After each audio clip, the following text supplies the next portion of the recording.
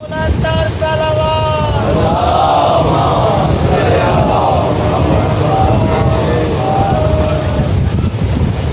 مجلس کے مرحومین غافریہ اپنے اپنے مرحومین کو یاد کرتے ہوئے ایک مرتبہ سورۃ فاتحہ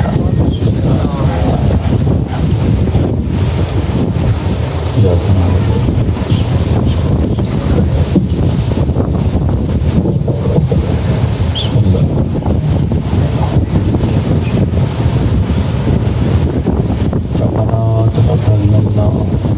السمیع العلیم صلوات پر محمد و آل محمد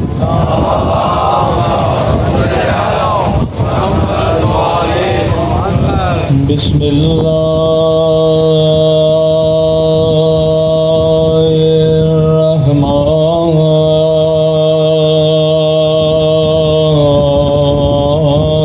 الرحمن الرحیم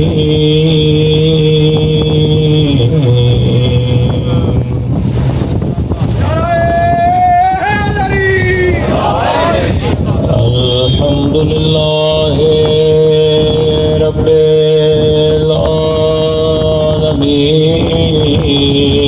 العالمین الحمد للہ کما هو اہلہ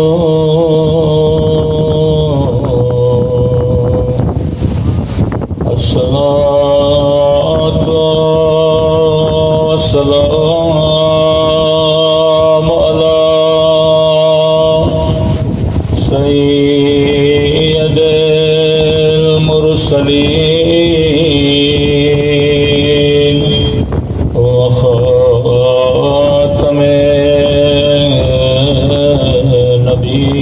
النبیین ابی القاسم محمد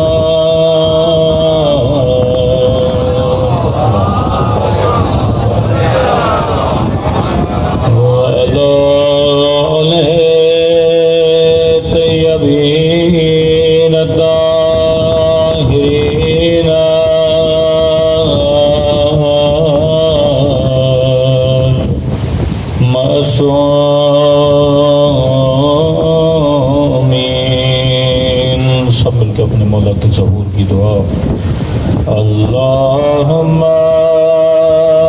کل ولیک حجت ابن الحسن صلواتک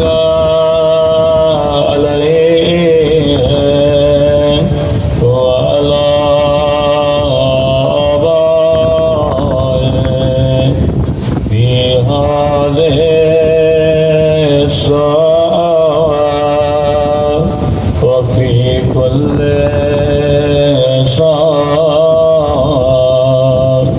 وليا وحافظا وقائدا وناصرا ودليلا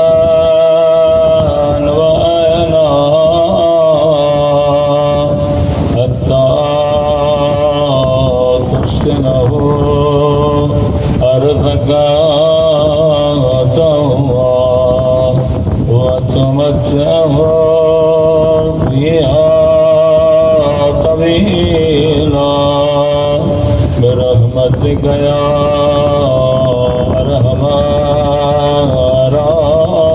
الراحمين صلوات پڑھے محمد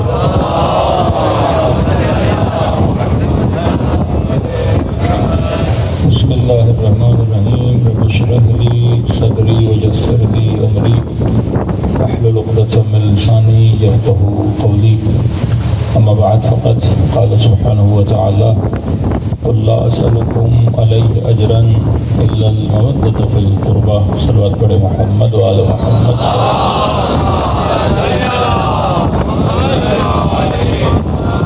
دعا ہے پروردگار عالم ہم سب کی عبادتوں کو اپنی بارگاہ میں قبول فرمائے اور جس مقصد زندگی کی خاطر اس فرش عزا پہ جمع ہوئے خدا ان مقاصد میں بھی ہم سب کو کامیابیاں نصیب فرما دے۔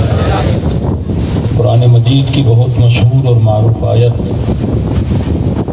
جو ہر محب اہل بیت کو تقریباً یاد ہے، یاد نہ ہو تو ترجمہ تو ہر کسی کو پتہ ہے، اے حبیب کہہ دو کہ ہمیں کوئی اجر نہیں چاہیے، اگر ان محنتوں کے بدلے میں کچھ چاہیے تو مودت فی القربہ چاہیے۔ ہو سکتا ہے آپ پر اعتراض ہو کہ شیعہ اتنی مجلسیں کیوں کراتے ہیں، اصلاً شیعہ مجلسوں میں کیوں آتے ہیں؟ کوئی مومن بولتا ہے میں امام حسین کا ذکر منانے آ رہا ہوں، کوئی مومن بولتا ہے میں تاریخ کربلا سننے جا رہا ہوں، کوئی مومن بولتا ہے کہ میں اپنے عقیدے کا اظہار کرنے جا رہا ہوں، کوئی مومن بولتا ہے میں غم حسین منانے جا رہا ہوں۔ لیکن یاد رکھیے جب بھی اگر غیر آپ سے سوال کرے نا کہ مجلس امام حسین میں کیوں جا رہے ہو، تو جواب قرآن والا ہونا چاہیے کہ کل کسی کی زبانیں اس ذکر کے خلاف نہ کھلیں۔ تو اس آیت کی روشنی میں ہمیشہ یہ جواب دیا کریں، اگر کوئی پوچھے کہاں جا رہے ہو تو بولا کرو میں اجر رسالت کو ادا کرنے جا رہا ہوں۔ یہ مجلس امام حسین در اصل اجر رسالت ہے کہ آج ہم جو کچھ بھی ہیں مصطفیٰ کی وجہ سے۔ اگر کوئی مسجد میں خدا کو سجدے کر رہا ہے، سجدے کرنا کس نے سکھائے؟ مصطفیٰ نے۔ اگر حاجی حج کر رہا ہے، حج کرنا کس نے سکھایا؟ مصطفیٰ نے۔ اگر تو زکوٰۃ دے رہا ہے، یہ کس نے سکھایا؟ مصطفیٰ نے۔ اگر تیرے گھر میں تیری ماؤں اور بہنوں کے سروں پہ چادر ہے، حجاب کس نے سکھایا؟ مصطفیٰ نے۔ اگر جوانوں کے سینوں میں غیرت ہے، غیرت کا درس کس نے دیا؟ مصطفیٰ نے۔ اب اسلام کا حکم ہے کہ اگر کوئی مزدور آ کر تیرا گھر بنائے اور تو اس کی مزدوری نہ دے، اس گھر میں نماز پڑھنا بھی صحیح نہیں۔ یہاں مجلس امام حسین ہو رہی ہے، آپ نے دکان سے کرائے پہ لاؤڈ منگوائے، مولانا نے مجلس پڑھی، مجمع نے سنی، سب نے واہ واہ کی، چلے گئے، اور بانی مجلس لاؤڈ والے کو پیسے نہ دے۔ تو حسین کہتے ہیں جب تک قرضہ اتارو گے نہیں تب تک ثواب ملے گا نہیں۔ تو مزدور کی جب تک مزدوری نہ دی جائے عمل قبول نہیں ہوتا، اس گھر میں نماز قبول نہیں ہوتی۔ اب بندہ پوری زندگی خانے خدا کا طواف کرتا رہے، اگر مصطفیٰ کا اجر ادا نہ کرے تو طواف کا فائدہ نہیں ہے۔ صبح سے شام تک سجدے پہ سجدہ، سجدے پہ سجدہ، لیکن اگر اجر رسالت کو ادا نہ کرو تو سجدوں کا کوئی فائدہ نہیں ہے۔ کب بلال جا کر اذان دے کہ یا رسول اللہ وقت اذان نہیں ہے، کہ اذان صرف نماز کے لیے نہیں، بلال اذان اہم کام میں بلانے کے لیے بھی دی جاتی ہے۔ بلال نے اذان دینا شروع کی، اصحاب کو کہا کہ میرے ممبر کو صورت کو بدلا جائے، مثلا ممبر سیدھا تھا کہ یا رسول اللہ کہاں پہ رکھیں، کہ وہاں رکھو جہاں سے میری بیٹی کا گھر نظر آئے۔ ممبر کی صورت کو بدلا۔ جب سارے اصحاب پریشان ہو گئے، وہی صبح کی اذان مثلا 4:30 بجے آتی ہے، بندہ صبح 10 بجے اذان دینا شروع کر دے، لوگ بھی تو بولیں گے نا مؤذن کو کیا ہو گیا۔ بلال نے اذان دینا شروع کر دی، ہر بندہ پوچھے بلال کیا ہوا، کہ رسول خدا بلا رہے ہیں۔ اصحاب جمع، امت جمع، ممبر پر گئے، کہنے لگے میں نے پتھر کھائے، میں نے تیرے لیے زحمتیں کی، میرے چچا حمزہ شہید ہو گئے، مجھے مجنون بولا گیا، مجھے ساحر بولا گیا، میں نے تجھے عبادت کرنا سکھائی، میں نے بتوں کے سجدوں سے ہٹا کر تجھے وحدہ لا شریک کی بندگی میں لا کے کھڑا کر دیا، یہ بتاؤ کبھی میں نے تجھے کچھ سے مانگا؟ کہنے لگے نہیں یا رسول اللہ، کیا دے سکتے ہو رسول کو؟ تو کہنے لگا ان محنتوں کے بدلے میں میرے پاس کھجوروں کے درخت ہیں یا رسول اللہ، سارے آپ کے۔ کوئی کہنے لگا اتنے سو اونٹ ہیں، سارے آپ کے۔ کسی نے کہا یہ دولت ہے، یہ منال ہے، ساری آپ کی، کہا نہیں، اللہ کا حکم ہے، مجھے کوئی اجر نہیں چاہیے، بس ایک چیز چاہیے، الا المودۃ فی القربا، میری قربا سے مودت کیا کرو۔ تو وہیں کسی نے پوچھا یا رسول اللہ یہ قربا کون ہے؟ تو منبر پر بیٹھے تھے سیدہ کے گھر کی طرف اشارہ کیا، کہا یہ قربا ہے، اگر قربا سے مودت کرو گے تو گویا تم نے اجر رسالت کو ادا کر دیا۔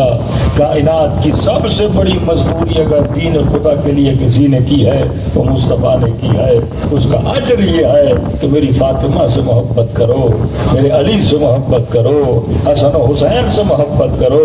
تو میرے عزیز، محبت کہنے کی چیز نہیں ہے کہ آپ کسی کو بولیں جناب ہم آپ سے بڑا پیار کرتے ہیں، آپ کسی کو بولیں جناب ہمارے دل میں آپ کی بڑی محبت ہے، تو محبت کہنے سے ظاہر نہیں کی جاتی، کیونکہ محبت اندر دل کا تعلق ہے، محبت ایک باطنی جذبہ ہے۔ حب اور بغض کا پتہ نہیں لگتا، کیونکہ حب اور بغض اندر ہوتے ہیں، تبھی خدا نے پورا سورہ منافقون اتار دیا، کیونکہ منافق کا پتہ نہیں لگتا یہاں کا ہے یا وہاں کا ہے، اس کا دل کا کسی کو پتہ نہیں لگتا، کیا پتہ، کیونکہ دل تو نکال کے دیکھ نہیں سکتے۔ تو محبت کا اظہار سے پتہ لگتا ہے کہ بندے کے دل میں ہے کہ نہیں ہے۔ تبھی فرمایا علی کا نام لو، اگر چہرے پہ خوشی آ جائے تو سمجھنا علی کا چاہنے والا ہے، لیکن اگر چہرے کی رنگت بدل جائے تو سمجھ جانا دل میں بغض علی ابن ابی طالب ہے۔ تو ہمیں یہ بولا جاتا ہے جناب ہم بھی غم حسین رکھتے ہیں، آپ بھی غم حسین رکھتے ہیں، ہمیں بھی بڑا دکھ ہے کہ نبی کے نواسے کو قتل کیا گیا،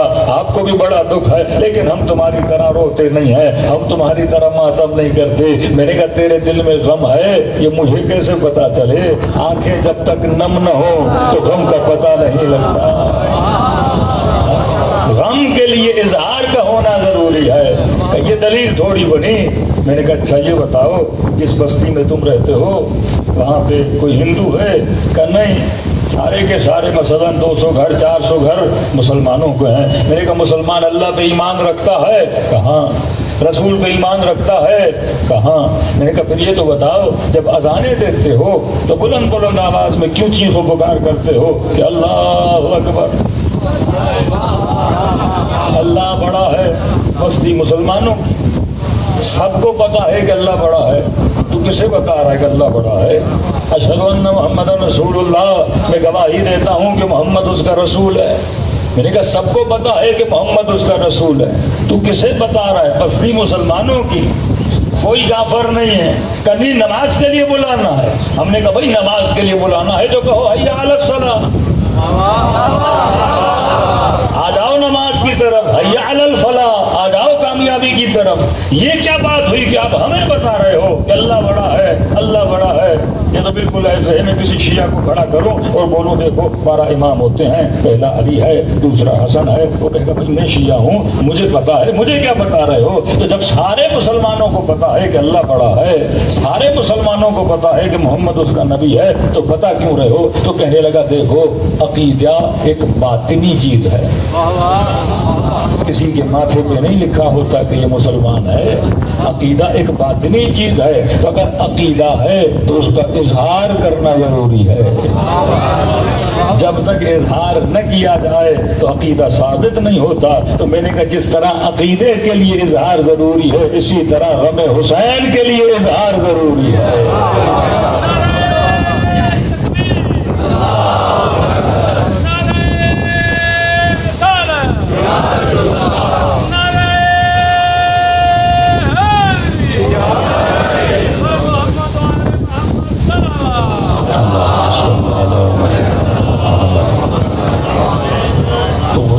ایک باطنی کیفیت ہے، مجھے کیسے پتا چلے؟ ایک بندہ ہنسے گا تو کہوں گا خوش ہے، ایک بندہ روئے گا تو بولوں گا کیا ہے، غمگین ہے۔ محبت کے بھی تقاضے ہوتے ہیں، اگر آپ کسی سے محبت کرو تو معصوم کا جملہ ہے، محبوب کی خوشیوں میں خوش ہوا جاتا ہے، محبوب کے غموں میں غمگین ہوا جاتا ہے۔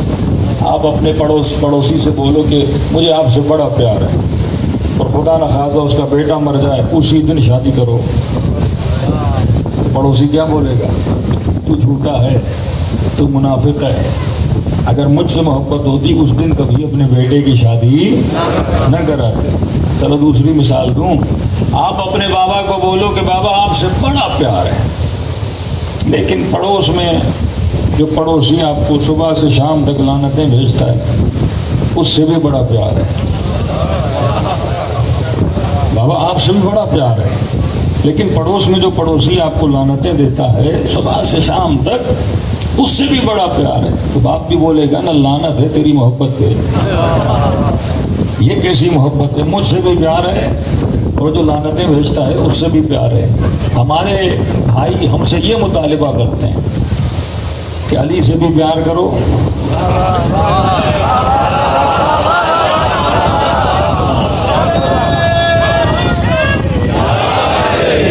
علی سے بھی پیار کرو، اور جو علی کو برا بھلا کہتا ہے اس سے بھی کیا کرو؟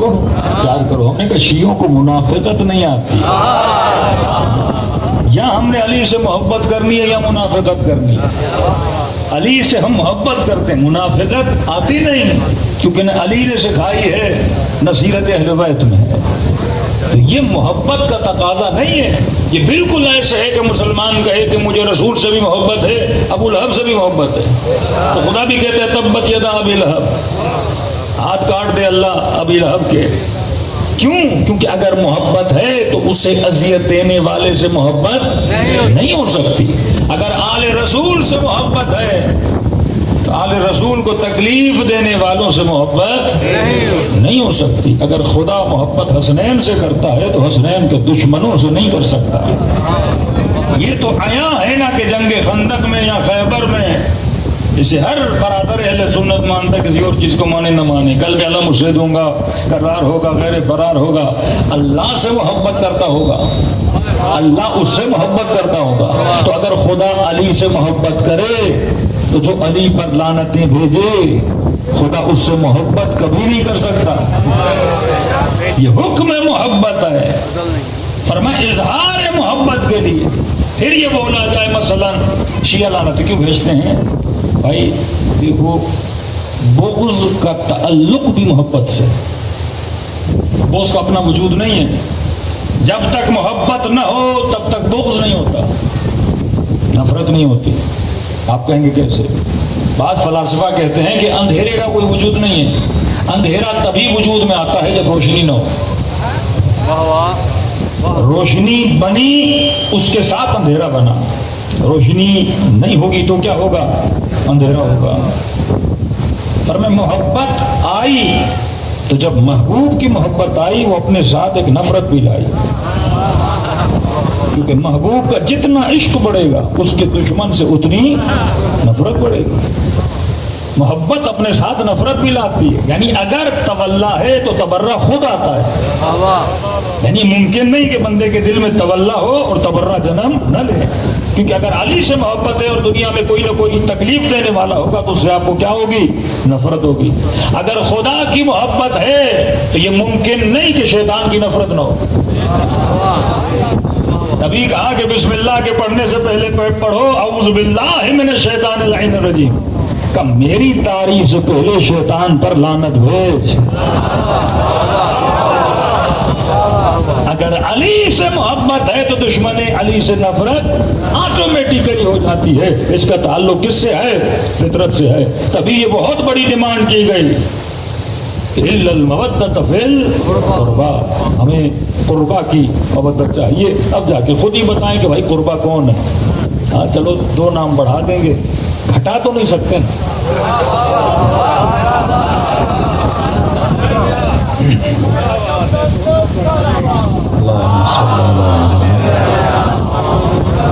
مثلاً آئے تطہیر جب شیعہ پڑھتے ہیں کہتے ہیں کسا کے نیچے پنجتن تھے.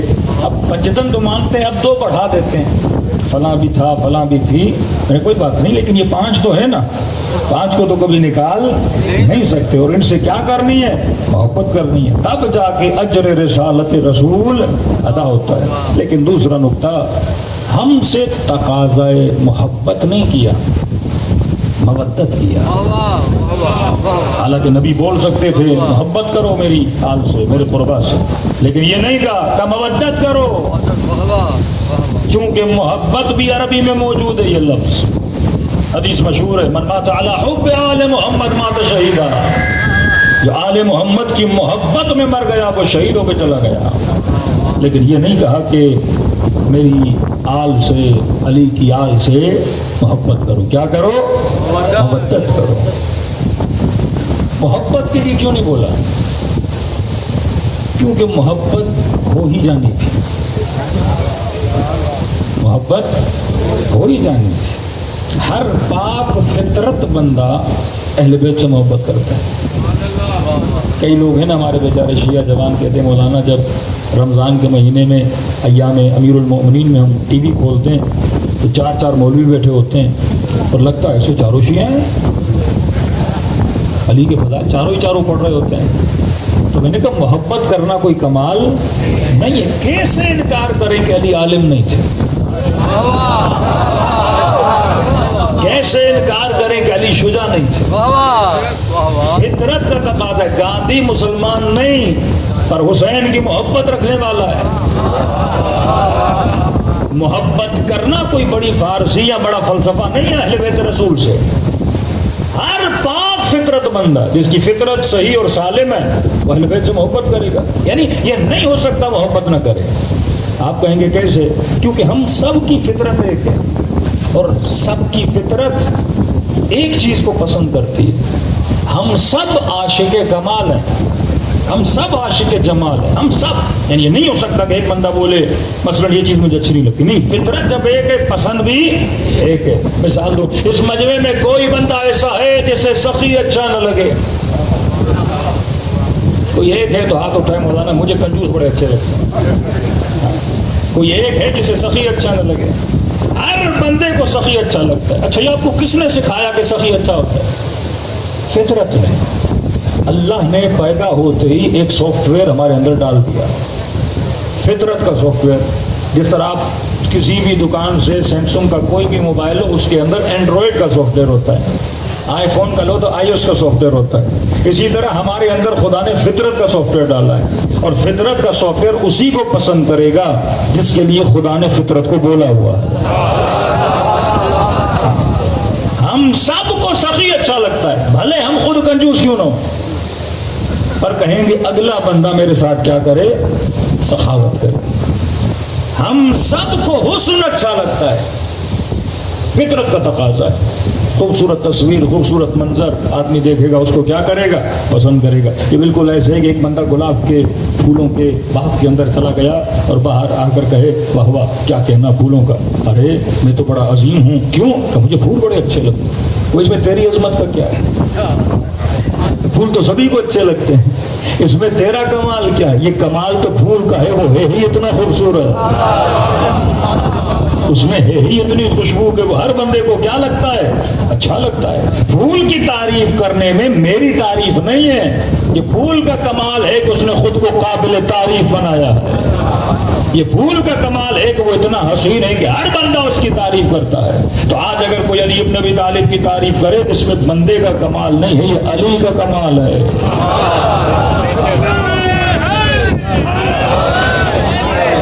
جار جرداں مسیحی ہے لیکن فضیلت امیر المؤمنین میں کتاب لکھتا ہے. ایک اور کتاب ہے نام ہے دا لائف آف محمد، محمد کی زندگی، اور اس میں وہ محمد کے دوستوں کے فضائل کو بیان کرتا ہے. اور فضائل بیان کرتے کرتے جب علی کے نام پر آتا ہے کہتا سب کو میں نے دیکھا لیکن علی کی زندگی بڑی عجیب تھی. سب کی جنگیں دیکھی لیکن علی کا لڑنا بڑا عجیب تھا. سب کی عبادتیں دیکھیں لیکن علی کے سجدے بڑے عجیب تھے. کہتا یہ انوکھا علی کا صحابی ہے جس کی شجاعت بھی کمال، علم بھی کمال، عبادت بھی کمال. تو ایک جملہ امیر المومنین کے لیے لکھتا ہے کہ جتنے جنگجو میدان جنگ میں جاتے تھے وہ آگے بھی زرہ پہنتے تھے، پیٹھ پر بھی زرہ پہنتے تھے، لیکن ایک میدان کا جنگجو تھا وہ آگے تو زرہ پہنتا تھا لیکن he fought without armor on his back. اس نے کبھی بھی اپنی پیٹھ پہ لوہا نہیں پہنا، زرہ نہیں پہنا. اور جب اس سے پوچھا گیا کہ جتنے جاتے ہیں آگے بھی پہنتے ہیں، پیٹھ پر بھی پہنتے ہیں، آپ آگے تو پہنتے ہو پر پیٹھ پہ نہیں پہنتے، تو اس نے جواب دیا کہ خدا کی قسم ابی طالب کے بیٹے کو پیٹھ پہ زرہ پہننے کی عادت نہیں ہے. آگے اس لیے پہنتا ہوں کیونکہ حملہ کرنا ہوتا ہے، پیٹ اس لیے نہیں پہنتا کیونکہ میں نے کبھی میدان کو پیٹ دکھانے کا سوچا ہی نہیں ہے۔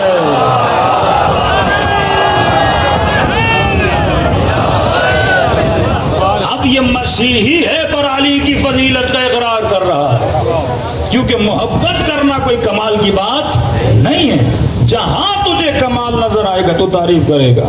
آپ لاہور کی کسی مارکیٹ میں گئے، کسی نے کہا بھائی کس دکان سے خریداری کروں؟ آپ نے کہا 3 مسلمان ہیں، ایک مثلاً سکھ کی دکان ہے، 3 ہیں تو مسلمان، ایک سکھ کی دکان ہے، سکھ سے لینا۔ اس نے کہا کیوں بھائی مسلمانوں سے کیوں نہ لوں؟ کہ یہ ہے تو سکھ لیکن بڑا ایماندار ہے تو سکھ لیکن بڑا ایماندار ہے۔ تو آپ کس کی تعریف کرتے ہو؟ صفت کی تعریف کرتے ہو نا، باکمال ہے۔ دوسرا سوال شیعوں سے یہ بھی کیا جاتا ہے اگر 12 امام تھے تو نام قرآن میں کیوں نہیں؟ بھائی یہ حکمت کی کتاب ہے۔ اللہ جس نے تجھے پیدا کیا وہ تیرے مزاجوں کو جانتا ہے۔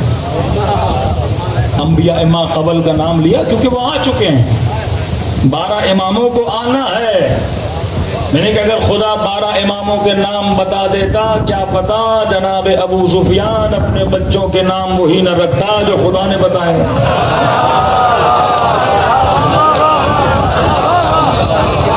آج ایک چھوٹی سی حدیث، من کنت مولا فہذا علی المولا، جس کا میں مولا اس کا علی مولا۔ آج تک مفتی کبھی ادھر کبھی ادھر کا، مولا کا یہ مطلب، مولا کا وہ مطلب، نام کا تو اور بڑا چکر ہو جاتا۔ آتے تو قسمیں کھاتے، نہیں اسی کا بیٹا ہے، قریشی بھی ہے، یہ بھی ہے، مکی بھی ہے۔ لہذا اردن کے بادشاہ نے اپنا نام مثلا مہدی رکھ لیا کہ میں مہدی ہوں جس کا رسول نے بتایا تھا۔ تو اگر نام بتا دیتا خدا قرآن میں تو سب اپنے بچوں کے نام رکھتے جاتے، پھر مولویوں میں یہ جھگڑا چلتا کون سا علی نبی والا ہے، کون سا مثلا محمد نبی والا ہے، صادق وہ والا ہے، اور کون سا دوسرے والا ہے۔ اسی میں پوری امت کا مسئلہ بگڑ جاتا۔ تو خدا نے کہا نام نہیں بتاؤں گا کیونکہ نام رکھنا آسان ہے، صفت رکھنا بڑا مشکل ہے۔ آپ کے گھر میں بچہ پیدا ہوا، آپ نے نام رکھا مثلا شیر علی، اور بڑا ہوا پتا چلا شیر کا اس میں ایک بھی صفت نہیں ہے، چوہے کو دیکھ کے بھاگ جاتا ہے۔ تو نام رکھنے سے بچہ بہادر تھوڑی بنتا ہے، علی کی صفت پیدا ہونے سے بہادر بنتا ہے۔ نام میں کیا ہے؟ نام میں کچھ بھی نہیں ہے، اصل کیا ہے؟ صفت ہے۔ تو خدا نے کہا نام نہیں بتاؤں گا، صفت بتاؤں گا۔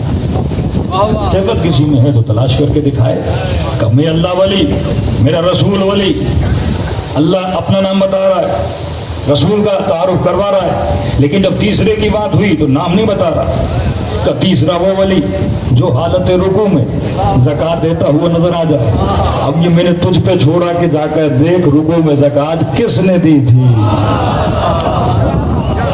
نام نہیں بتا رہا، کیا بتا رہا ہے؟ صفت۔ انما یرید اللہ، اللہ کہہ رہا ہے اے اہل بیت رسول تجھے ایسا پاک کیا جائے کہ جیسا پاک کرنے کا ہر طرح کے رجس کو تم سے دور کیا جائے۔ کا صفت بتا رہا ہوں۔ اب سب کی زندگی دیکھنا، جس کی زندگی میں رجس نظر نہ آئے وہی اہل بیت رسول ہے۔ اللہ صفت بتا رہا ہے۔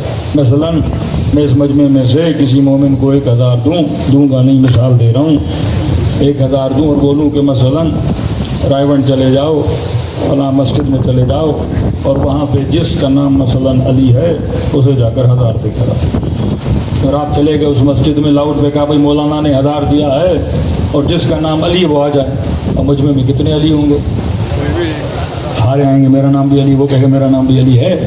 تو نام سے تعارف نہیں ہوتا، لیکن یہ بولوں مثلا فلاں مجمع میں جانا، اسے دینا جس کا نام علی ہوگا، مثلا چہرے پر داڑھی ہوگی، سر پہ ٹوپی ہوگی، عبا پہنی ہوگی، ہاتھ میں تسبیح ہوگی، اوصاف بتانا شروع کیے تو اب خود جا کے اس کو کیا کرو گے؟ پہچان لو گے۔ تو خدا کہتے ہیں نام نہیں بتاؤں گا، کیا بتاؤں گا؟ صفت بتاؤں گا۔ یہ مکتب حکمت کا مکتب ہے۔ تو محبت کرنا کمال نہیں ہے، محبت تو ہمیں ویسے ہی آل رسول سے ہو جانی تھی۔ ہم سے کس چیز کا تقاضا کیا؟ مودت کا تقاضا کیا۔ 5 5 منٹ کے لیے سوچا کرو، شیعہ بھی محبت کرے، سنی بھی محبت کرے، گاندھی جیسا ہندو بھی محبت کرے، پھر ہم تینوں میں فرق کیا ہو؟ سارے کے سارے محبت ہی کیے جا رہے ہیں۔ یہی سوال ہوا نا کہ مولانا رمضان کے مہینوں میں چاروں کے چارے مکاتب کے لوگ علی کے فضائل پڑھتے ہیں، پتہ ہی نہیں لگتا شیعہ کون ہے اور شیعہ کون نہیں ہے۔ میں نے کہا ہاں، چاروں فضائل پڑھتے ہیں، جو ایک بیٹھا ہوا ہے نا وہ مودت کرتا ہے۔ فرق ہے، کوئی علی کو مانتا ہے، کوئی علی کی مانتا ہے، مودت والا دونوں مانتا ہے۔ میں نے کہا اتنے فضائل پڑھنے کے بعد بھی جب قاری حنیف سے پوچھا گیا نا افضل کون ہے، کہ علی چوتھے نمبر پر ہے۔ سارے فضائل پڑھنے کے بعد بھی علی کو 4 نمبر پر لا کے کھڑا کر دیتا ہے، کیونکہ محبت ہے پر ابھی تک مقام مودت تک نہیں آیا۔ پھر دوسرا سوال جوان یہ بھی اٹھاتے ہیں کہ مولانا اگر محبت کرنا فطرت کا تقاضا ہے تو بندہ سخی سے محبت کرے، بندہ بہادر سے محبت کرے، بندہ صابر سے محبت کرے، تو کافر معاشرے میں کچھ لوگ ایسے بھی تو ہیں نا جو بغض کرتے ہیں، علی کا نام سن کے، اہل بیت کا نام سن کے چہرہ بگڑ جائے۔ میں نے کہا ہیں، لیکن مثال سے سمجھاؤں، میں نے کہتے کہ کبھی کبھی فطرت میں بگاڑ بھی آ جاتا ہے۔ کمپیوٹر جو جوان رکھتے ہیں ان کو پتہ ہے، کبھی کبھی سافٹ ویئر کو وائرس بھی لگ جاتا ہے، کبھی کبھی موبائل کو بھی وائرس لگ جاتا ہے۔ لاؤڈ کو صحیح کریں، صلوات کریں۔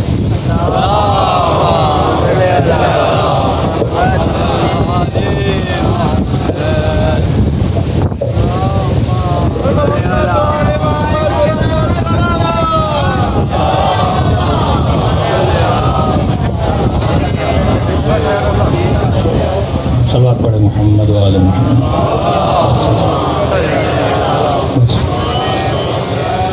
اب یہ بھی دیکھیں گھومے جا رہا ہے، اس کو بھی وائرس لگ گیا ہے، تو مطلب فطرتاً اس نے ٹائٹ ہونا چاہیے، پر جب وائرس لگ جاتا ہے تو یہ گھومے جاتا ہے۔ مثال دے رہا تھا اور اس نے اپنی مثال خود قائم کر دی۔ 1-2 سال پہلے پاکستان میں آیا کرونا، بیماری لگ گئی فطرت کو، آپ کے ڈاکٹر کے پاس، ڈاکٹر کو کہا ڈاکٹر صاحب بیوی کھانا بنایا ہے، کہتی ہے میں نے نمک ڈالا ہے پر مجھے نمک کا مزہ ہی نہیں آ رہا۔ اب یہ بیوی سے لڑ رہا ہے، نمک نہیں ہے، وہ کہتی ہے ڈالا ہے بندے خدا۔ اب ڈاکٹر کہہ رہا ہے بھائی نمک ہے، یعنی ڈاکٹر صاحب مجھے مزہ ہی نہیں آ رہا، ذائقہ ہی نہیں آ رہا نمک کا۔ وہ کہتی ہے میں نے تیکھا کیا ہے، مجھے ذائقہ ہی نہیں آ رہا۔ تو ڈاکٹر کیا کہے گا؟ مسئلہ کھانے میں نہیں، مسئلہ تیری فطرت میں ہے، فطرت کو بخار ہو گیا ہے، فطرت بیمار ہو گئی ہے۔ تو اگر کسی کو علی اچھا نہ لگے نا، مسئلہ علی میں نہیں، فطرت بگڑ چکی ہے۔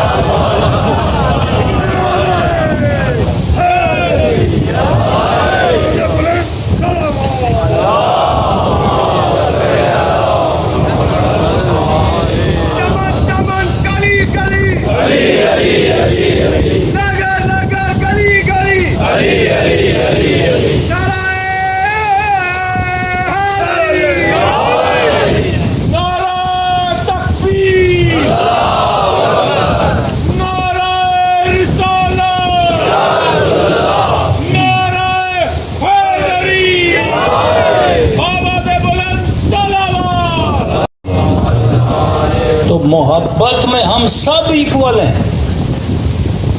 اگر آپ مولا علی کے قصیدے پڑھو گے، سنی بھی خوش ہوگا، شیعہ بھی خوش ہوگا، ہندو بھی خوش ہوگا، سکھ بھی خوش ہوگا، کیونکہ جب کسی بہادر کا قصہ پڑھا جاتا ہے تو فطرت کیا دیتی ہے؟ داد دیتی ہے۔ فلموں میں کسی جھوٹے ایکٹر کو بہادر بھی دکھایا جاتا ہے نا تو بندہ اس ایکٹر کی تعریف کرتا ہے، حالانکہ اس کا سارا ایکشن جھوٹ پر مبنی۔ اصلاً ہیرو کیوں بولا جاتا ہے؟ ایک ویلن ہوتا ہے، ایک ہیرو ہوتا ہے۔ اس کو ہیرو فلم والے نہیں بناتے، آپ کی فطرت بناتی ہے۔ آج تک کسی فلم کا کوئی ایسا ہیرو بتائیے جو ڈرپوک ہو، ایک ہیرو بتائیے، اسپائڈر مین ہو، وہ آئرن مین ہو، وہ کوئی بھی ہو۔ تو فلموں کو بھی اتنا عقل ہے کہ انسان کی فطرت بہادر کو پسند کرتی ہے، تو میں نے ہیرو کو بہادر دکھانا ہے، ڈرپوک نہیں دکھانا، کرار دکھانا ہے، فرار نہیں دکھانا۔ فطرت کا تقاضا ہے نا، فطرت کبھی بھاگنے والے کو پسند نہیں کرتی، مذمت ہے، بہادر کو پسند کرتی ہے۔ میدان چھوڑ کر جانے والوں کو پسند نہیں کرتی. سرحد کا دفاع کرنے والا فوجی سب کو اچھا لگتا ہے, سرحد کو چھوڑنے والا فوجی کسی کو بھی اچھا. فطرت کا تقاضا ہے. یہ دنیا کا جتنا سائیکل اور سرکل چل رہا ہے یہ آپ کی فطرت کے حساب سے چل رہا ہے. وہ فلمیں ہوں, وہ ڈرامے ہوں, ہر چیز. مثلا ایک ڈرامے میں ایک بیٹا ماں پہ ظلم کر رہا ہے, کسی کو اچھا لگے گا؟ کوئی بندہ اسے پسند نہیں کرے گا. دوسرے ڈرامے میں ایک بندہ ماں کی خدمت کر رہا ہے, پاؤں دبا رہا ہے, اس کی ریٹنگ ہائی ہوگی, کہیں گے یہ بڑا اچھا ہے, بھلے ایکٹنگ کر رہا ہو لیکن بندے کو کیا لگے گا؟ اچھا لگے گا. اس کا تعلق کس سے ہے؟ انسان کی فطرت سے. تو اہل بیت سے محبت کرنا کوئی کمال کی بات نہیں ہے, وہ ہیں ہی اتنے بڑے. تبھی کہ یا علی مثلک مثل الکعبہ, اے علی تیری مثال کعبے کی مثال. تیرا رتبہ ہے ہی بلند. امام کسی کے در پہ نہیں آتا, دنیا امام کے در پہ جاتی ہے. اور اگر دنیا کعبے کے پاس نہ بھی جائے, کرونا کے دنوں میں کوئی مسلمان مثلا حج وج بند ہو گئے تو کعبے کی عزت پہ فرق پڑا. تو کعبے کے پاس نہیں جائے گا, کعبے پہ فرق نہیں پڑنا. تیرے جانے سے, کعبے سے ملنے سے تو حاجی کہلائے گا. علی کے پاس نہ جانے سے علی پہ فرق نہیں پڑتا. جب تو علی سے مل کے آئے گا تو مومن کہلائے گا. یہ پہلا نقطہ. اب آتا ہوں حساس بات پہ, مودت پر. محبت ہے ذات کی تعریف. اچھا بندہ, اچھی فطرت والا, بہادر, حسین, صبر کا پہاڑ, شجاعت کا پہاڑ, ہر بندہ تعریف کرے گا. آج کون ہے جو صبر حسین کی تعریف نہ کرے؟ آج کون ہے؟ یعنی سلفی سے سلفی, نجدی سے نجدی, وہابی بھی ہوگا نا, بھلے لعنت نہ بھیجے لیکن یہ نہیں بول سکتا کہ یزید اچھا تھا. اب بولے کہ ہم مذمت کرتے, پھر آخر بولتا ہے چلو لعنت نہ بھیجو, ہمیں پتہ نہیں صحابی کا بیٹا تھا. بات کو مروڑے گا, توڑے گا, لیکن برملا یہ نہیں بول سکتا کہ یزید کیا تھا, کیونکہ اس کی فطرت اس کو اجازت نہیں دے گی کہ وہ ظلم کی کیا کرے, تعریف کرے. تو فطرت کا کام ہے ذات کی تعریف کرے. مودت کیا ہے؟ مودت اعلیٰ ترین منزل ہے. فرمایا یہ دل ہے. اب دل کے اندر لاکھوں محبتیں پڑی ہوئی ہیں. سمجھو دل ایک پیالہ ہے. اس پیالے کے اندر علی کی محبت بھی ہے, اس پیالے کے اندر گاڑی کی محبت بھی ہے, اس پیالے کے اندر گھر کی محبت بھی ہے, اس پیالے کے اندر بیوی کی محبت بھی ہے, بچوں کی محبت بھی ہے, گاؤں کی, مٹی کی, وطن کی محبت بھی ہے, اپنی محبت بھی ہے, شہرت پسندی بھی ہے, مقام پسندی بھی ہے, کرسی بھی اچھی لگتی ہے, کھانا بھی اچھا لگتا ہے, لوگ بھی اچھے لگتے. ساری محبتیں کیا ہو گئیں؟ مل گئیں. فرمایا یا رسول اللہ مودت کیا ہے؟ فرمایا جہاں کائنات کی محبتیں ختم ہوتی ہیں وہاں سے مودت کی ابتدا ہوتی ہے.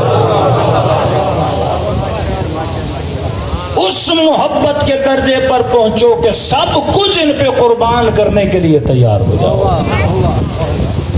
تبھی کہا یہ مت کہو کہ کربلا محبتوں کا میدان ہے. نہیں میرے عزیز, کربلا مودتوں کا میدان ہے. جہاں بیٹا قربان ہو جائے, جہاں 6 مہینے کا بچہ قربان ہو جائے, جہاں زینب کی چادر قربان ہو جائے, جہاں حسین کا اکبر قربان ہو جائے, جہاں عباس جیسا قمر بنی ہاشم اور اس کے بازو قربان ہو جائیں, یہ سب چیزیں کس پہ قربان ہو رہی ہیں؟ حسین پر. حسین سے کیا کرنا ہے؟ مودت. یعنی امام جو مانگے, امام جو کہے, کبھی نہ کہنا. 7ویں امام کا واقعہ ہے. ایک بوڑھی خاتون آئی, بیمار تھی, کہنے لگی یا رسول اللہ, یا فرزند رسول بیمار ہوں. کہا حکیم کے پاس گیا, کہا گئی ہوں, کہا پھر دوا کھا, کہا آپ سے پوچھنے آئی ہوں. حکیم نے کہا ہے کہ شراب پیو. اب امام اس کو آزمانے لگے کہ جب حکیم نے کہا ہے پی لو. کہنے لگی مولا میں حکیم کی بات پہ عمل کرنے کے لیے آپ کے پاس نہیں آئی, مولا میں آپ سے پوچھنے آئی ہوں کہ یہ کام کروں یا نہ کروں. کہتے ایک حکیم نے کہا ہے اس دوا میں اگر یہ چیز ہے تسکین تجھے ملے گی, لیکن ہم راضی نہیں. بدن کو تسکین تو ملے گی لیکن ہم راضی نہیں, تو شراب پی.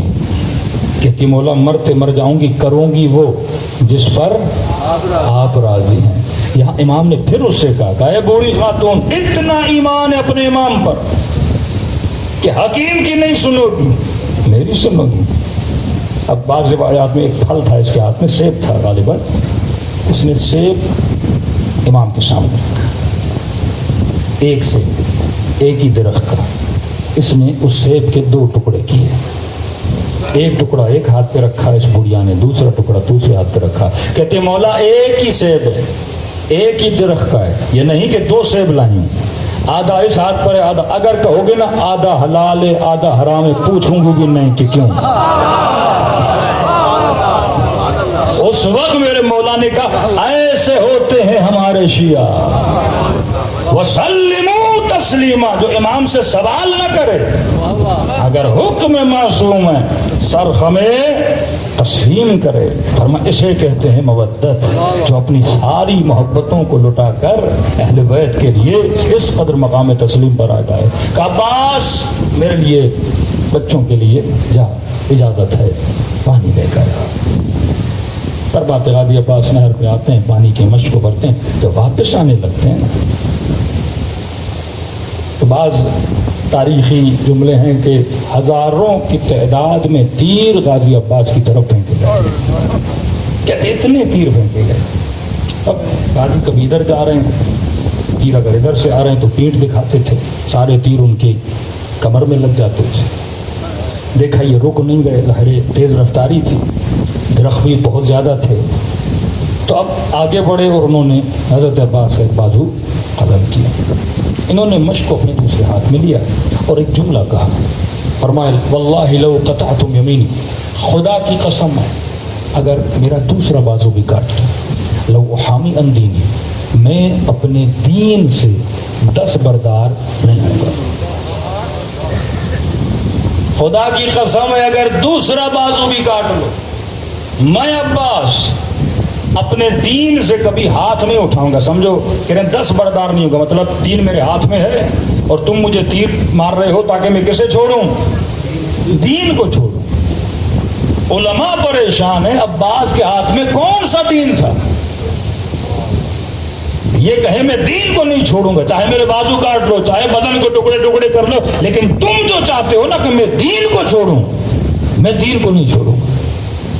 کہتے قطعاً دشمن کی ڈیمانڈ یہ نہیں تھی کہ عباس مثلاً تو اسلام کو چھوڑ دے، نہیں، تو حسین کو چھوڑ دے، نہیں، تو حج و زکوٰۃ و روزے کو چھوڑ دے، نہیں، پھر یہ کہنا کیا کہ میں اپنے دین کو نہیں چھوڑوں گا۔ تو توجہ کرنے لگے کہ غازی کے ہاتھ میں ایسا تھا کیا کہ جس کے لیے کہہ رہے ہیں کچھ بھی کرو میں دین کو نہیں چھوڑوں گا۔ تو پتہ چلا عباس کے ہاتھ میں مشق تھا، پوری کوشش تھی سارے تین بدن پہ لوں لیکن ایک تیر بھی مشق کو نہ لگے۔ ایک بازو کٹا دوسرے بازو میں دیا، دوسرا بازو کٹا اپنے دانتوں میں جکڑ دیا اور ایسے ہی گھوڑے پہ دوڑے جا رہے ہیں، خدا کی قسم میں اپنے دین کو نہیں چھوڑوں گا۔ پھر کہا سمجھ نہیں آئی پانی کا مشق دین کیسے بنا عباس کے لیے؟ کیا پانی بھی کبھی دین ہوتا ہے کہ کہیں مرتا مر جاؤں گا لیکن دین کو نہیں چھوڑوں گا؟ کہا نہیں، پانی دین نہیں تھا، حسین نے کہا تھا پانی لاؤ۔ حکم امام دین ہے، ایک کان سے سنو اپنے امام کا حکم اور بندہ عمل نہ کرے۔ ایسے تو عباس نہیں بنتے نا، پلیٹ میں رکھ کر کسی کو مقام نہیں دیا جاتا میرے عزیز۔ 4 بھائی ہیں، ایک بنا عباس۔ یہ نہیں کہ دوسروں کا مقام نہیں ہے لیکن ان کے مقابل میں عباس کا مقام بہت بڑا ہے۔ کربلا جاتے ہو ایک روزہ حسین کا ایک روزہ عباس کا، دور سے نہیں لگتا کہ یہ ایک امام نہیں ہے، ایسے لگتا ہے دونوں امام ہیں۔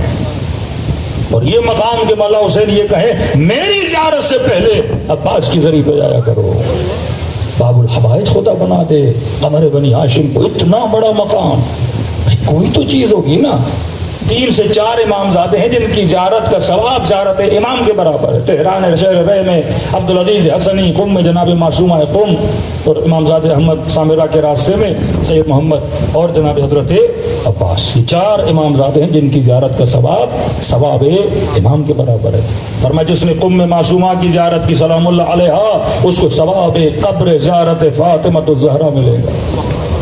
غالباً آغا حائری نے امام زمانہ سے شکوہ کیا کہ مولا امام زمانہ آپ کریم ہو، اور کریم کا مطلب یہ ہو جو اپنے شیعوں کو کسی بھی نعمت اور ثواب سے محروم نہ کرے، کہ ہم ہر معصوم کی قبر کا ثواب لیتے ہیں، مولا سیدہ فاطمہ کی قبر کا ثواب ہم میں سے کوئی شیعہ نہیں لے پاتا، مرتے مر جائیں گے، مولا اگر قبر چھپائی ہے اس میں شیعوں کا کیا قصور ہے؟ مصلحت تھی جو بھی تھی، شیعوں کو کیا قصور ہے کہ آپ نے اتنی بڑی ثواب سے میں محروم کیا ہے؟ کہتے ہیں آنکھ لگی خواب کے عالم میں امام زمانہ کو دیکھا، کہا اے مکتب کے عالم ہم کریم ہیں، قبر چھپائی ہے مصلحت الہی ہے، مظلومیت ہے ہماری دادی کی، لیکن یہ مت کہو ہم نے تجھے اس ثواب سے محروم رکھا ہے کہ جس نے فاطمہ زہرا کی قبر کا ثواب لینا ہے وہ قم معصومہ کی زیارت کر لے۔ جب لوگ کربلا نہیں جا سکتے، امام ہادی کی روایت ہے جس میں قبر حسین کا ثواب لینا ہے وہ شہر رحم عبدالعزیز حسنی کی زیارت کو چلا جائے۔ یہ مقام ایسے نہیں ملتا، جب آپ ان بزرگان کی تاریخ پڑھیں گے پھر آپ کو پتہ چلے گا کہ اتنا مقام ملا کیونکہ ان کے وجود میں اتنی اطاعت تھی۔ چھٹے امام کا زمانہ ہے، ایک مومن امام سے مل گئے، مولا میرے 4-5 دوست ہیں جو یہ دعویٰ کرتے ہیں آپ کے بہت بڑے ماننے والے ہیں، مطلب آپ سے عقیدت بہت ہے۔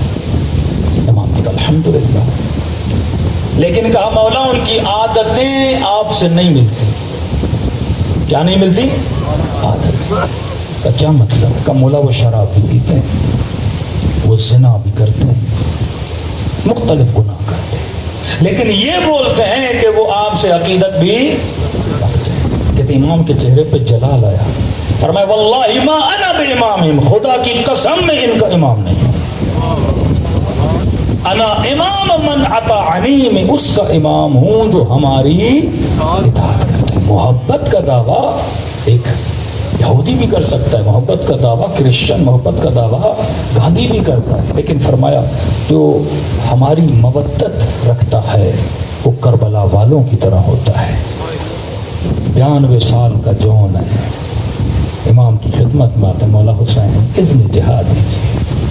امام نے سر سے پاؤں تک دیکھا، جون تیرے بدن میں رعشہ ہے، تو اسالے کے چلتا ہے، کمر جھکی ہوئی ہے، جون تو نے نانا کی خدمت کی، تو بابا کا غلام، تو حسن کا غلام، پھر تو میرا، جون تو نے پوری زندگی اس در کی غلامی میں لگا دی، جات حسین نے تیرے سے جہاد بھی اٹھا لیا، جون زندگی کے آخری لمحے کسی باغ میں مدینے میں جا کے سکون سے گزارنا جان۔ کہنے لگا مولا وہ غلام کیسا جو خوشیوں میں ساتھ رہے مصیبت میں چھوڑ کے چلا جائے۔ کہ جون میں نے کہا نا اس گھر کا بچہ بچہ تجھ سے پیار کرتا ہے، جون عمر رسیدہ ہے، اتنا سب سے عمر رسیدہ ترین جناب جون اور سعید کے لیے ملتا ہے، ان کی ایج بہت بڑی تھی۔ کہ جون جا، نہ مانا۔ حسین نے کہا جون میں نے تجھے آزاد کیا، رونے لگا کہ جون رو نہیں، آزاد کیا ہے، اب اگر غلامی کرنی ہے تو زین العابدین کی غلامی کر۔ روتا ہوا چوتھے امام کے خیمے میں آیا، امام فرماتے میں نے محسوس کیا میرے قدموں میں کوئی سر رکھ کے رو رہا ہے۔ جب آنکھیں کھولی بوڑھا غلام، نانا کا، دادا کا، بابا کا۔ کہ جون رو کیوں رہے ہو؟ کہ مولا حسین نے آزاد کر دیا ہے، اور کہا غلامی کرنی ہے تو زین العابدین کی غلامی کر۔ کہ جون جب بابا بول رہے ہیں تو رو کیوں رہا ہے؟ کہ مولا میں جہاد کرنا چاہتا ہوں، میں اپنی جان کو حسین پہ نچھاور کرنا چاہتا ہوں۔ کہ جون اتنے بڑھاپے میں بابا تیرا مرنا دیکھنا پسند نہیں کرتے، جون تجھ سے جہاد اٹھا لیا، خوش ہو جا۔ نہ مانا، کہنے لگا مولا میں حسین سے کچھ نہیں بول سکتا، لیکن آپ کو تو اپنی ہتھیلیوں پہ بڑا کیا ہے، آپ سے تو حجت رکھ سکتا ہوں۔ کہنے لگا کہیں ایسا تو نہیں میرا رنگ کالا ہے، مجھے شرف نہیں مل رہا۔ یہ لوگ بولتے ہیں جون تیرے بدن میں بدبو ہے، تو رنگ کا کالا ہے۔ اتنا سننا تھا نا، امام نے اسے سینے سے لگا دیا کہ جون یہ کہیں اور ہوتا ہوگا، اس گھرانے میں رنگ نہیں دیکھا جاتا، ذات جات نہیں دیکھی جاتی، عمل دیکھا جاتا ہے۔ سفارش کی ابھی عبداللہ الحسین سے، جب مولا نے سنا مولا نے بھی سینے سے لگا، جون دکھ نہ کر، واللہ ایسا نہیں ہے کہ تیرے رنگ کی وجہ سے امام نے کہا میں خود تجھے گھوڑے پہ سوار کر کے میدان میں بھیجتا ہوں۔ کہتے بڑی کوشش کی لیکن گھوڑے پہ چڑھ نہ سکا، بوا تھا نا، کیسے بیٹھتا؟ کس کے کمر پہ کپڑا باندھا، ماتھے پہ رومال باندھا۔ اب میدان میں جائے تو کیسے جائے؟ جو گھوڑے پہ 2-3 بار کوشش کی، کہ مولا کوئی بات نہیں، ایک ہاتھ میں عصا پکڑوں گا، دوسری ہاتھ میں تلوار لوں گا۔ آیا میدان جنگ میں فریاد کرنے لگا، اے فوج اشقیا، اے اہل شام، مجھے پہچانو، میں کس کا غلام ہوں؟ میں رسول کا غلام ہوں، میں باب مدینۃ العلم کا غلام ہوں، میں شہزاد جنت حسن کا غلام ہوں۔ اس نے فضائل پڑھنا شروع کیے۔ ابن سعد نے کہا یہ کون ہے جو للکار رہا ہے؟ کہ غلام حسین جون۔ اس نے مسکرانا شروع کیا، کہ حسین اتنے غریب ہو گئے کہ بوڑھوں کو میرے مقابلے میں بھیج رہے ہیں۔ کوئی طاقتور، کوئی توانا نہیں تھا اسے حسین کو۔ کسی نے کہا امیر اجازت دو، ایک تلوار کا وار کروں گا چلا جائے گا۔ کہ خبردار، اسے کوئی تلوار سے نہیں مارے گا، نیزے سے نہیں مارے گا، تیر سے نہیں مارے گا۔ امیر پھر اس بوڑھے کو ماریں کیسے؟ کہ وہ موت دوں گا عبرتناک کہ حسین یاد کریں۔ کہ امیر کیا کریں؟ کہ 40-50 گھوڑے سوار جاؤ، ہاتھوں میں پتھر اٹھاؤ، حسین کے غلام کو اتنے پتھر مارو یہ زمین پہ گرے، خون رہے۔ کہ امیر اتنی تکلیف دے، موت کیوں؟ کہ موت اسے نہیں دے رہا، تکلیف حسین کو دینا چاہتا۔ جب یہ تڑپے گا تو میں حسین کا تڑپنا دیکھوں گا۔ کہتے ظالموں نے اتنے پتھر مارے، یہ بوڑھا غلام رسول، غلام علی زمین پہ گرا۔ فوج اشقیا کا سپاہی کہتا میں نے بڑے غلام اور بڑے آقا دیکھے، لیکن کبھی حسین جیسا آقا میں نے نہیں دیکھا۔ کہ جیسے یہ گرا، برق کی رفتار کی طرح حسین جون کے جنازے پر آئے، اور آتے ہی جون کا سر حسین نے اپنی گود میں لیا۔ کہ جیسا سر جون گود میں آیا نا، جون ہوش میں نہیں تھا، خون بدن سے اتنا بہ چکا تھا، جیسے آنکھیں کھولی، نگاہ حسین پہ پڑی۔ اس غلام نے، بوڑھے غلام نے جلدی سے سر حسین کی گود سے اٹھا کے خاک کربلا پہ پھینک دیا۔ کہنے لگا مولا یہ گود تو اکبر کے لیے بنی ہے، مولا میرے خون سے اپنے لباس کو آلودہ نہ کرے، یہ گود علی اکبر کے لیے ہے۔ اب کہتا ہے عجیب جملہ، میں نے کبھی غلام اور آقا کی محبت نہیں دیکھی۔ حسین غلام کا سر گود میں رکھتے تھے، غلام پھر خاک پہ رکھتا تھا، پھر حسین گود میں رکھتے تھے، پھر غلام خاک پہ۔ کہتا ہے آخر تک غلام راضی نہ ہوا کہ میں سر آقا کی گود میں رکھوں۔ کہتا ہے یہ تو غلام کی محبت تھی آقا سے، یہ تو غلام کا ادب تھا آقا سے، لیکن میں نے کبھی آقا کی غلام سے ایسی محبت نہیں دیکھی جو میں نے کربلا میں دیکھی۔ کہ جب غلام راضی نہ ہوا نا تو میں نے عجیب منظر دیکھا کہ حسین نے اپنے سر کو جھکانا شروع کیا کہ اتنے جھکے کہ حسین کے گال غلام کے گالوں پہ پڑے، اور کہا غلام تو نے وفا کا حق ادا کر دیا، اور جو تجھے تانے دیتے تھے نا تیرا رنگ کالا ہے، کہ اللہم بیض وجہہ، اے خدا قیامت کے دن جب ان کے چہرے کالے ہوں گے نا، جون کے چہرے کو سفید کرنا، طیب بدن جسد روح، اے خدا جون کے بدن میں ایسی خوشبو ڈال کہ دنیا رشک کھائے۔ اور کہتے ہیں شہدائے کربلا کی لاشوں کو جب اٹھایا جا رہا تھا نا تو ایک بدن سے بے تحاشا خوشبو آ رہی تھی۔ کہنے لگے یہ کس کا بدن ہے؟ کہ یہ غلام حسین جون کا بدن ہے۔ یہ وہ محفل ہے جو بندے کو جون بناتی ہے، یہ وہ محفل ہے جو انسان کو حر بناتی ہے۔ لیکن حر کب بنتا ہے بندہ؟ جب اقرار گناہ کرے، جب اقرار خطا کرے، کوئی در نہیں اس در کے علاوہ۔ فرمایا حر بننے کے لیے مجلسوں میں آتے ہو، محبت تو ہے، برملا ہے، لیکن فرمایا اس فرش عزا پہ آ کر مودت عباس مانگا کرو، مودت حر مانگا کرو، مودت زہیر و حبیب مانگا کرو۔ مسلم ابن اوسجا، مسلم کوفے کی بازار میں حبیب کی نگاہ پڑی، مسلم کہاں جا رہے ہو؟ کہ حبیب بوڑھا ہو گیا ہوں، داڑھی کو خضاب کرنے جا رہا ہوں۔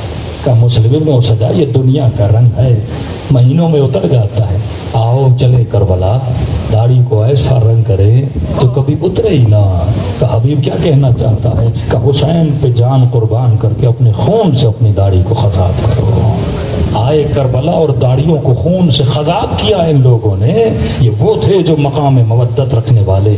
کوفیوں نے خط لکھا کیونکہ محبت تھی. میں ہمیشہ یہ جملہ کہتا ہوں، جن کے دلوں میں محبت تھی انہوں نے حسین کو خط لکھا، اور جس کے دل میں محبت تھی اسے حسین نے خط لکھا. حبیب ابن مظاہر. یہ غلط بات ہے کہ کوفی شیعہ تھے. کوفی محب تھے، شیعہ نہیں تھے. شیعہ وہ ہوتا ہے جو مودت اہل بیت علیہ الصلوۃ والسلام رکھتا ہے. آج پورے پاکستان کے مسلمان اہل بیت سے محبت رکھتے ہیں، کیا سارے شیعہ ہو گئے؟ شیعہ محبت نہیں، اعلیٰ مقام رکھتا ہے، وہ مقام مودت ہے. فرمایا فرش عذاب، یہ حر بننے کا فرش. اس فرش پہ بیٹھنے سے پہلے تو جو تھا تو تھا، لیکن اس فرش سے اٹھنے کے بعد تو ویسا نہ رہے جیسا تھا. تو ویسا بنے جیسا حسین چاہتے ہیں، کردار میں، عمل میں، رفتار میں، اخلاق میں. مومن کے گھر جاؤ، بیوی شکایت کرتی مولانا شوہر کا اخلاق برا ہے. میں نے کہا نہیں، علی والوں کا گھر جنت ہوتا ہے، با ادب، با اخلاق، ادب عباس ہوتا ہے. آؤ کربلا کی سرزمین میں دیکھو بیویاں شوہر سے کیسے باتیں کر رہی ہیں. بہن کا پیار بھائی سے، بھتیجوں کا، بھانجوں کا پیار اپنے چچا سے اور ماموں سے انسان رش کھاتا ہے کہ ایسے گھر ہو، کیونکہ یہ اخلاق حسین ابن علی ہے. یہ ام المنین کی تربیت کا اثر ہے عباس، حسین کی تربیت کا اثر ہے علی اکبر. جب رات کو خیموں سے گزرنے لگے، ہر بیوی اپنے بچے کو سمجھا رہی ہے، میرے لال کل ایسا نہ ہو تیری ماں کو تانا ملے، یہ ماں کے دودھ کا اثر ہے. یہاں تک کہ 6 مہینے کی بچے کی ماں رو رہی ہے، جھولا جھولا بھی رہی ہے. علی اصغر کل اکبر کی ماں اکبر کو قربان کرے گی، قاسم کی ماں قاسم کو قربان کرے گی. میرے لال تو جمع ہوتا، حسین کے دفاع میں تلوار اٹھاتا، اب کروں تو کیا کروں. تو ارے کون سی ماں 6 مہینے کے بچے کے لیے ایسی تمنا کرتی ہے. حسین نے جب یہ مودت دیکھی فوراً خیمے میں آئے، کہنے لگے رباب روتی کیوں ہے؟ کل میں تیرے اصغر کو اپنے اکبر سے آگے بڑھا دوں گا. یہ عشق اگر وجود میں ہو نا، پھر جب سکرات کا وقت آتا ہے روح بدن سے نکلتی ہے. واللہ حسین سرانے پہ آتے ہیں. مدائن میں سلمان کے پاس گئے، نیک لوگوں کے سرانوں پر اہل بیت آتے ہیں جنہوں نے واقعاً وفا کی حد کر دی ہے. فرمایا زبانوں کو ہمیشہ ذکر اہل بیت سے معطر کرو. حدیث کے جملے ہیں جو کثرت سے صلوات پڑھتا ہے، فرمایا تب تک موت نہیں آتی جب تک ہماری زیارت نہ کر لے. ہاں اذکرونی اذکرکم، جتنا ہمیں یاد کرو گے اتنا ہم تمہیں یاد کریں گے. لمبے لمبے سجدے دیا کرو. معصوم فرماتے ہیں عمر بڑھتی ہے، عقل بڑھتی ہے، ذہنی بیماریاں انسان کو نہیں ہوتی. جتنا شبیہ، ایک مرتبہ شبیہ تابوت بناتے ہو، ایک مرتبہ شبیہ علم بناتے ہو، ایک مرتبہ شبیہ ذوالجناح بناتے ہو، سب سے برترین شبیہ اگر اس کائنات میں ہے وہ شبیہ کردار حسین ہے. یہ شبیہ کون بنائے گا؟ السلمان منا اہل البیت کا مولا سید نہیں، بنو ہاشم نہیں. کیوں کہتے ہیں منا اہل البیت؟ فرمایا جب جب سلمان کو دیکھو گے تجھے تب تب علی کا کردار یاد آئے گا. یہ شبیہ بننے کی کوشش کرے. مجلس حسین اس شبیہ کو بنانے کا مقام ہے. بوڑھا صحابی ہے، بوڑھا عزادار ہے. دیکھا لوگ کربلا جا رہے ہیں، شکایت کی اس نے امام حسین سے. رات کو گھر گیا تو رکعت ہدیہ امام حسین پڑھی. کہنے لگا مولا کیا تیری زیارت صرف امیروں کے لیے ہے؟ غریب نہیں آ سکتے تیری کربلا؟ تیری زیارت صرف صحت مندوں کے لیے ہے، بیمار نہیں آ سکتے؟ روکے کہنے لگا مولا اب تو کریم ہے نا، میرے پاس پیسے نہیں ہیں مولا کہ آپ کی زیارت پہ آؤں، بیٹا نہیں، اولاد نہیں، بیمار ہوں، کون لے کر آئے گا اس بیمار کو؟ کہتے ہیں روتے روتے عشق حسین میں سے نیند آ گئی. خواب کے عالم میں حسین کے چہرے کی زیارت. امام نے فرمایا کس نے کہا کہ میری زیارت صرف امیروں کے لیے ہے؟ آ سکتا ہے تو زندگی میں ایک بار ضرور آ، لیکن سن اگر نہیں آ سکتے تو ہم کریم ہیں. ایسا نہیں کہ تم مر جائے تیرے نام اعمال میں ایک بھی زیارت حسین کا ثواب نہ. دیکھ ایک تو میں خود تجھے اپنا چہرہ دکھانے کے لیے آیا، دوسرا جب جب تیرا دل تڑپے نا حسین کی زیارت کو، مجھ غریب حسین کو ایک سلام دیا کرو۔ کہ مولا ایک سلام سے ثواب زیارت ملے گا۔ فرمایا جب مجھے سلام دو نا ایک نشانی اپنے اندر دیکھنا، فرمایا سلام دینے کے بعد اگر نہ چاہتے ہوئے تیری آنکھوں سے آنسو نکل آئیں، یہ مت سمجھنا یہ تیرے آنسو ہیں، یہ سمجھنا حسین نے تجھے تیرے سلام کا جواب دیا۔ ایک مرتبہ بندہ چاہ کر روتا ہے، ایک مرتبہ نہیں، خود بخود روتا ہے۔ یہ کیفیت اکثر لوگوں نے تب محسوس کی ہوگی جب پہلی مرتبہ کربلا گیا ہوں۔ بندے کو پتہ ہی نہیں لگتا، کبھی حسین کی زری کو دیکھ کر یہ کیفیت آتی ہے۔ ایک مومن کہنے کا مولانا مولا کی زری دیکھی، یہ کیفیت نہیں آئی، رونا نہیں آیا۔ حبیب کی زری کی زیارت کی، رونا نہیں آیا۔ گنج شہداء کی زیارت کی، رونا نہیں آیا۔ لیکن کہتے مولا جیسے حبیب کی قبر سے ہوتے ہوتے باہر نکلا نا، ایک جالی تھی الٹے ہاتھ پہ، لال رنگ کی روشنی اندر سے باہر آ رہی تھی، گویا وہ جالی مجھے اپنی طرف بلا رہی تھی۔ کہ جیسے جالی پہ پہنچا کہتے اتنا رویا، میں رویا نہیں خود بخود رویا، گویا میری روح رو رہی تھی۔ اور میں نے مولا کے خادم سے پوچھا یہ کون سی جگہ ہے جسے دیکھ کر میرا جگر پھٹے جا رہا ہے؟ اس نے کہا یہ رأس الحسین کا مقام ہے، یہ وہ جگہ ہے جہاں حسین کے سر کو کاٹا گیا تھا، اور پیچھے مڑ کے دیکھ یہ وہ مقام ہے جہاں سے بہن دیکھ رہی تھی۔ کبھی کبھی بندہ خود بخود رونا شروع ہو جاتا ہے۔ فرمایا جب مجھے سلام کرو یہ کیفیت پیدا ہو جائے تو مت سمجھنا یہ تیرے آنسو ہیں، حسین نے تجھے تیرے سلام کا جواب دیا ہے۔ آئیے دلوں کو کربلا لے کر چلے۔ میری عادت ہے مساجد سے پہلے امام کو سلام کرتا ہوں، ضروری نہیں بندہ 1 گھنٹہ روئے۔ کہتے ہیں مچھر کے پر کے برابر بھی اگر پلکیں گیلی ہو جائیں، مچھر کے پر کے برابر بھی، خدا اس کا اجر بھی ضائع نہیں کرتا۔ خلوص ہونا چاہیے۔ بندے کی آنکھ میں آنسو آ جاتے ہیں، مقام قبولیت ہے۔ سیدہ اپنے رومال میں آنسوؤں کو جمع کر لیتی، جس سے سلام آتا ہے پڑھے، جس سے نہیں آتا لفظ حسین تو سبھی کو آتا ہے، تو کم از کم اپنی زبانوں کو حسین کے نام سے معطر کریں۔ السلام علی الحسین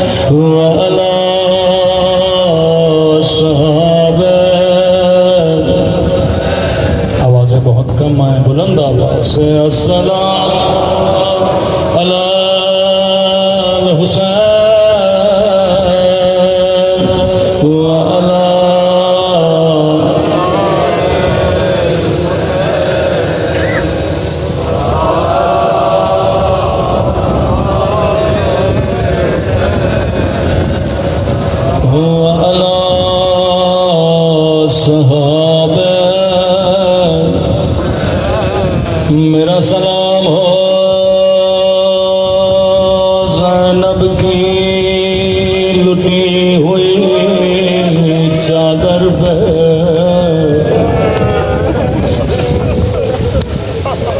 جو غیرت مند ہے وہ سجاد کی غیرت پہ روئے۔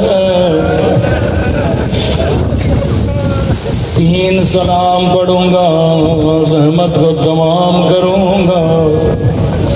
یہ 3 سلام میرے نہیں، امام زمانہ کے سلام ہے۔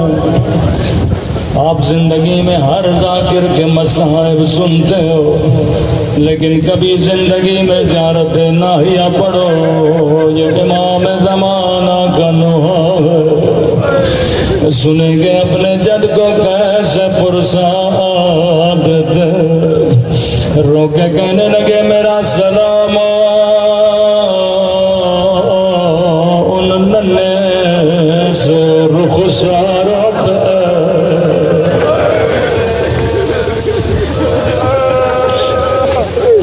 یہ میرا سلام نہیں امام زمانہ کا سلام ہے۔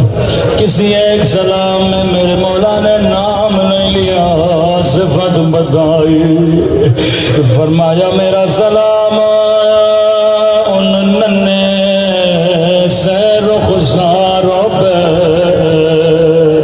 او جن کا رنگ بدلتا رہا، یہ نہیں کہا بدل گیا بلکہ بدلتا رہا، کبھی شمر کے تماچا نے رنگ نیلا کیا، کبھی ظالم کے تماچا نے رنگ کالا کیا۔ رسول خدا کی حدیث ہے، مسلمانوں کبھی حیوان کو بھی منہ پہ نہ مارا کرو، انہوں نے نبی کی نواسیوں کو تماچے مارے، رو رو کے کہتی تھی او میرے غریب بابا، او میرے 3 دن کے پیاسے بابا، بابا ذرا آنکھیں کھولو، ذرا میرے زخمی رخسار دیکھو۔ بابا سکینہ کا رخسار چھوٹا تھا، لیکن شمر کا ہاتھ بڑا تھا۔ میرا سلام ان ننھے سے رخساروں پہ جن کا رنگ بدلتا رہا۔ اگلا سلام اس سے بھی بڑا درد بڑا، ان زخمی کلائیوں پہ جن رسیوں سے باندھ گیا، اللہ جانے یہ کس بی بی کے ہاتھ ہے، کسی عالم نے کہا یہ بی بی زینب کے بندے ہاتھوں کی طرف اشارہ ہے۔ میں نے بڑا سوچا بی بی زینب کے بڑے بڑے مصائب ہیں، جیسے عباس گرے تھے، شاید کوئی بچہ کہ مولانا بھلا زینب عباس کی طرح کیسے گری، اور زینب کے تو بازو سلامت تھے، عباس کے بازو نہیں تھے۔ میں نے کہا جواب میں نہیں دوں گا، امام زمانہ فرماتے آئے میرا سلام میری ان پٹھیوں پہ، اور جن کے ہاتھوں کو ان کی گردنوں سے باندھ گیا، او زینب ایسے گرے جیسے عباس گرے تھے، لیکن دونوں کے گرنے میں ایک فرق ہے، عباس گھوڑے سے گرے، زینب اونٹ سے گرے تھے۔ آخری سلام زحمت کو تمام کرو، فرمایا میرا سلام ننھے سے رخساروں پہ جن کا رنگ بدلتا رہا، میرا سلام ان زخمی کلائیوں پہ او جنہیں پسے گردن باندھا گیا۔ آخری سلام بڑا سخت سلام ہے، رو کے کہنے لگے میرا سلام ان خشک ہونٹوں پہ، ان پھٹے ہوئے ہونٹوں پہ، اللہ جانے یہ کس کے ہونٹ ہے، خود ہی بیان کیا میرا سلام